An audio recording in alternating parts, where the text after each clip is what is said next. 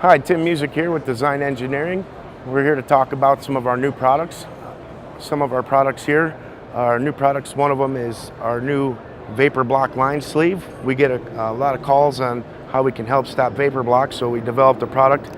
What's nice about it is it's a split sleeve, so you don't have to remove the line. It has insulation properties, reflective properties. Once the product is installed, it has a release liner and it simply just tapes itself shut and you're good to go from there. This product's great for fuel lines, oil lines, training cooler lines, as well as wiring inside the vehicle, inside the cab if need be. You can see here we have a fuel line wrapped in the material, and it's a real nice finish on it, and it also protects your vehicle from heat and any type of abrasions and chemicals as well. Another one of our great products is this Easy Loom Master Kit. What this allows, it gives you several different sizes of our new Easy Loom.